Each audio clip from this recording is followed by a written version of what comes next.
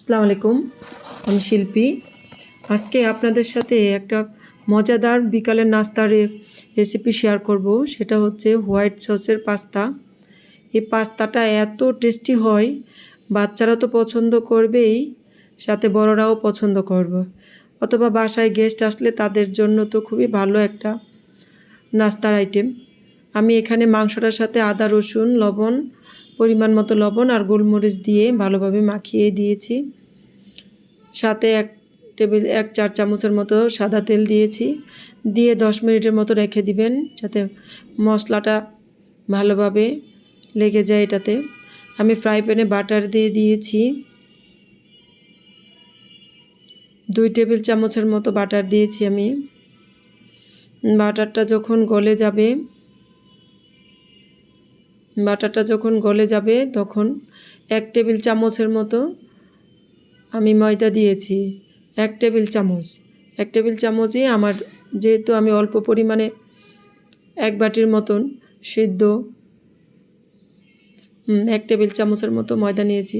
আমি এখানে 1 বাটির মতো সিদ্ধ পাস্তা নিয়েছিলাম, তাই এখানে 1 টেবিল চামচ ময়দা দিয়েছি। ওটাকে ভালোভাবে একটু ভেজে নেবেন, চুলার আঁচটা কমিয়ে, যাতে পুড়ে না যায়। তাই চুলার আঁচটা কমিয়ে রাখবেন। এটা যখন মাখা মাখা হয়ে যাবে, আমি এখানে অর্গানোটা দিয়ে দিয়েছি, যেহেতু বাসায় অর্গানো ছিল। আর হোয়াইট সস পাস্তাতে অর্গানোর ফ্লেভারটা খুবই ভালো আসে। বাসায় থাকলে অবশ্যই দিবেন, না থাকলে অপশনাল। এটা টেস্টটা খুব ভালো আসে।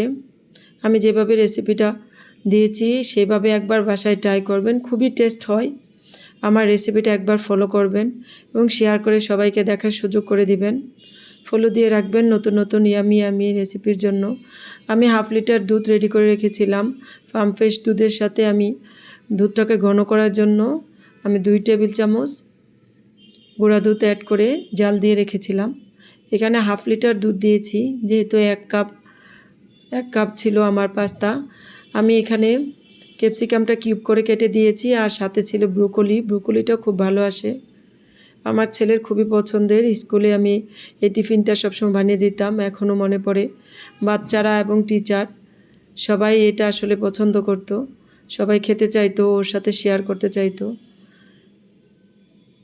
আমি যখনই ওর জন্য এই নাস্তাটা রেডি করি তখনই মনে হয় যে টিচারও এই নাস্তাটা পছন্দ করতো, বলতো যে সামিউল, তোমার আম্মু কি আজকে এই পাস্তা দিয়েছে? খুবই টেস্টি হয়। আমি যেভাবে বানিয়েছি, আমার রেসিপিটা একবার ফলো করে বাসায় বানিয়ে দেখুন, খুবই টেস্টি।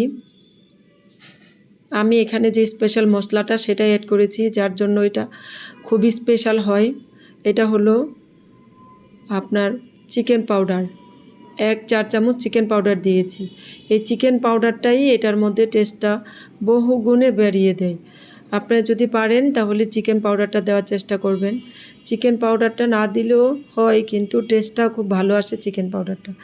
আমি বেজে রেখেছিলাম মাংসগুলি, এই চিকেনগুলি ভেজে রেখেছিলাম। এই চিকেনটা আবার এটার সাথে অ্যাড করে দিলাম। 1 বাটির মতো পাস্তা আমি সিদ্ধ করে রেখেছিলাম, লবণ দিয়ে সিদ্ধ করে আমি এটাকে পানি জড়িয়ে তেল মেখে রেখেছিলাম, যাতে ঝরঝরা থাকে। তেলটা মেখে রাখলে ঝরঝরা থাকবে। এখানে আমি গোলমরিচ আর এটার যেই স্পাইসি একটা মশলা ছিল, ওই মশলাটা আমি এটার সাথে অ্যাড করে দিয়েছি, যাতে টেস্টটা ভালো আসে। কারণ পাস্তার সাথে একটা মশলা থাকে, ওই মশলাটাও আমি এর সাথে অ্যাড করেছি।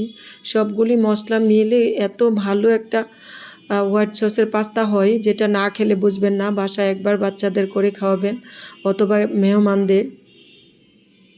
আমার পেজটা ফলো দিয়ে রাখবেন, যাতে পরবর্তী ইয়ামি রেসিপির জন্য আপনারা দেখতে পারেন।